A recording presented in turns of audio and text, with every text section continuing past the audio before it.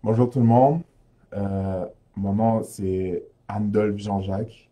Je suis un père aidant pour la Société québécoise de la schizophrénie. Puis bienvenue à notre nouveau webinaire de ce mois-ci. Aujourd'hui, le sujet du jour, c'est un sujet que j'ai à cœur. C'est le lien thérapeutique avec les intervenants. Donc, j'ai deux anecdotes à raconter.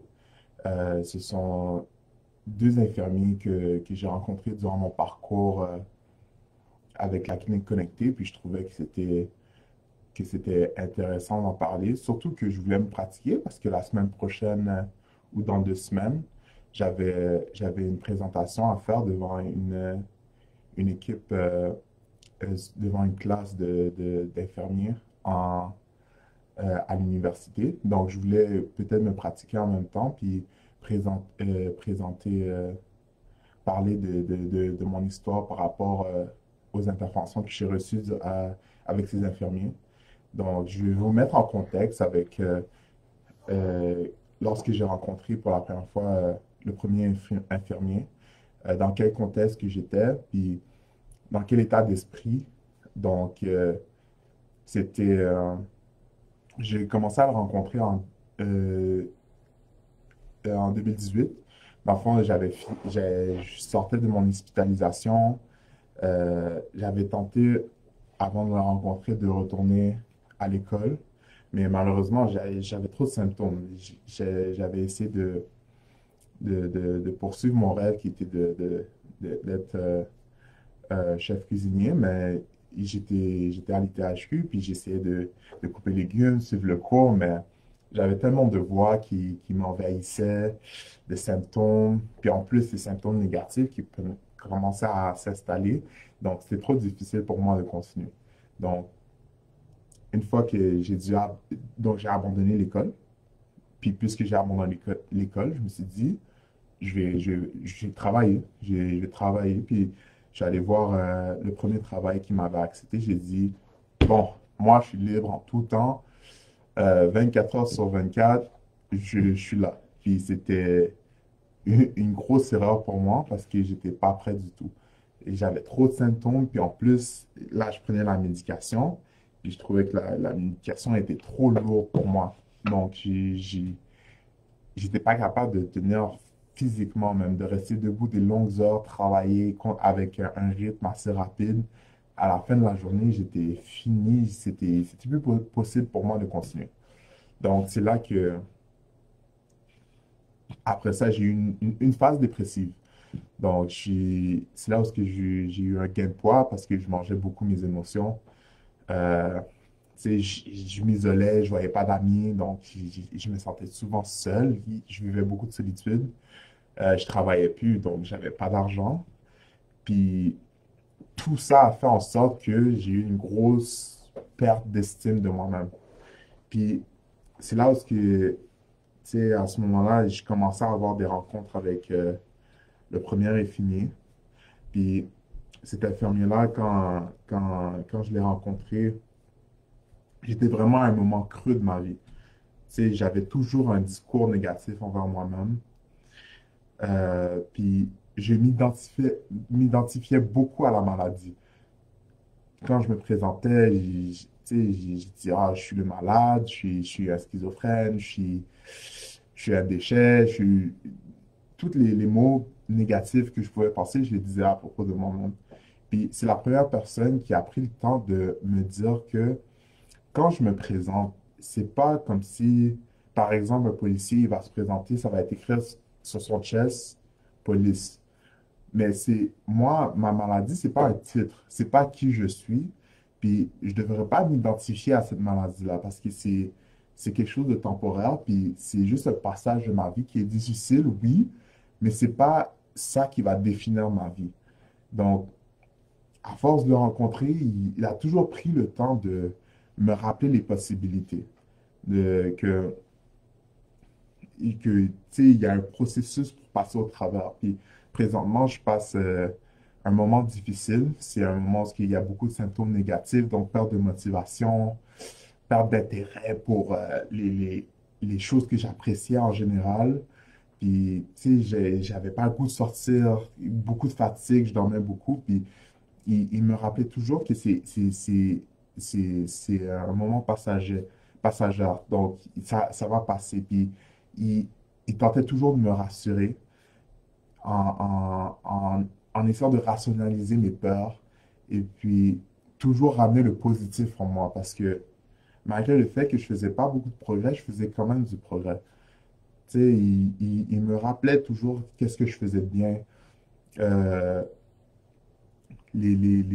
quand, par exemple, je lisais ou je prenais ma douche, je venais au rendez-vous, peu importe, peu importe la petite victoire que j'avais, il prenait le temps de me dire que ce que je faisais, c'était bien.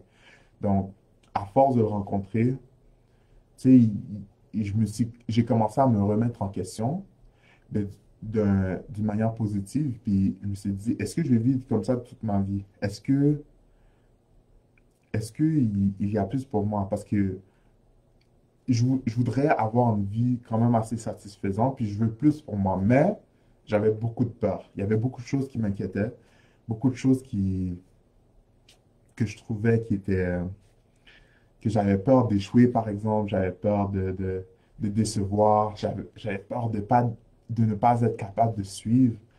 Puis il m'a conseillé il m'a encouragé de prendre ce risque. Il m'a encouragé d'essayer puis de me relever. Parce que j'étais toujours très dur envers moi-même, puis j'avais tendance à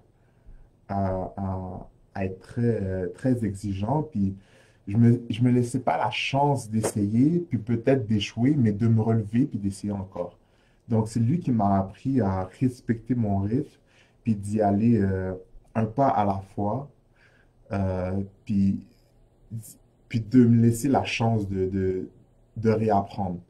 Donc, c'était quelqu'un qui m'a vraiment encouragé, puis surtout qui l'a pas abandonné sur moi, malgré le fait que moi-même, j'avais abandonné. Donc, c'est quelqu'un qui m'a vraiment accompagné à un moment très critique, puis je trouve qu'il m'a donné les fondations pour pouvoir me rétablir. Donc, cette personne-là a été vraiment importante dans mon parcours de rétablissement. Malheureusement, pendant que j'avais un suivi avec lui, à un moment donné, il a dû partir. Mais au moins, il a légué le reste du travail à un autre de ses collègues qui a été une grosse aide durant mon rétablissement, qui a été vraiment présent. Puis cet infirmier-là, oui, quand je l'avais rencontré, j'étais beaucoup plus stable. Tu sais, j'allais à mes rendez-vous régulièrement, je prenais ma médication, j'avais arrêté la consommation, j'avais un petit travail que je faisais à temps partiel et tout. Mais j'avais encore beaucoup de questions. J'avais encore beaucoup d'inquiétudes, beaucoup de choses que j'étais pas sûr, que je connaissais pas. J'avais beaucoup à apprendre dans le fond. Puis cette personne-là était vraiment, la première fois que je l'ai rencontré, c'est comme si, parce que parfois quand je rencontre des intervenants, parfois il peut y avoir un pont. Il peut y avoir un pont qui nous sépare, peut-être parce que ça peut être n'importe quoi en différence culturelle. Parfois, on se rejoint moins, mais cette personne-là, il a pris le temps de me mettre en confiance depuis le premier rendez-vous. Puis, me dire que je suis là pour toi, on va parler. Il a pris un temps pour qu'on puisse faire connaissance, qu'on puisse vraiment apprendre. Puis, c'est pas, parfois même, tu sais, j'ai appris à le connaître aussi. Puis, avec le temps, j'ai vraiment apprécié sa présence, puis j'ai appris à la connaître, puis je lui ai fait confiance. C'est comme si une alliance était créée. Puis qu'est-ce que ça a fait? C'est que j'ai commencé à être vraiment transparent avec comment je me sens, les symptômes que j'avais, même les choses très gênantes que j'avais peur de parler, par la peur du jugement. J'en parlais parce que j'avais compris qu'il était vraiment là pour moi, puis il était là pour m'aider. Puis à maintes reprises, il prenait toujours le temps de m'expliquer, puis il faisait toujours cet effort de plus. Puis je l'ai remarqué. Puis je me suis dit, OK, cette personne-là, c'est vraiment, pour moi, c'était une personne ressource. Donc, je parlais vraiment de tous mes problèmes, puis j'étais vraiment honnête, même si j'avais pas vraiment envie, mais je me suis dit, même si je veux m'aider, il faut que je lui en parle. Donc, pour moi, le lien thérapeutique, c'est vraiment important, c'est parce que c'est le lien de confiance qui va juste faciliter le suivi en général. Non seulement pour la personne soignée, mais pour la personne soignante aussi. Puis, ce que j'en retiens, c'est des belles leçons de vie. Ce que j'ai appris de ces personnes-là, ça va me servir tout au long de ma vie. Puis, jusqu'à ce jour, je l'applique. Puis, euh, à force, comme je grandis.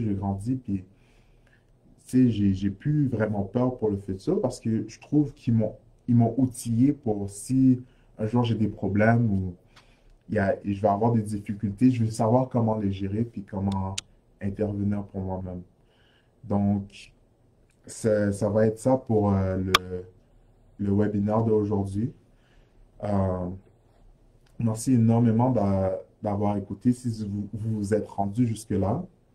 Donc, si vous voulez appuyer la SQS et dans sa mission, et vous pouvez faire un don en allant sur le site internet www.schizophrénie.qc.ca dans l'onglet Faire un don. Euh, Puis, si vous avez besoin d'aide, on est là pour vous. Vous pouvez nous contacter, nous les pères aidants de la SQS, vous pouvez nous contacter au 514-251-4125 ou sans frais au 1-866-888-2323.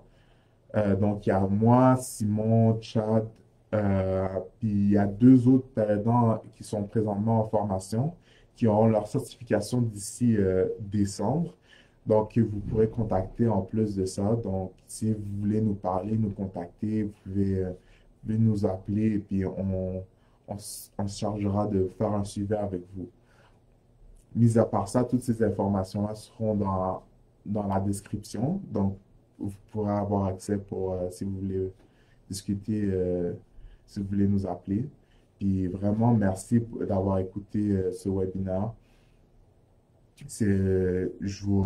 J'espère pouvoir vous revoir dans le prochain webinaire, le prochain mois. Puis écoutez, on aime ça quand vous faites des commentaires, puis vous partagez, vous likez. Donc, n'hésitez pas à laisser des commentaires si vous voulez partager votre opinion, puis voilà, vous voulez avoir des échanges. Donc, merci énormément, puis à la prochaine fois.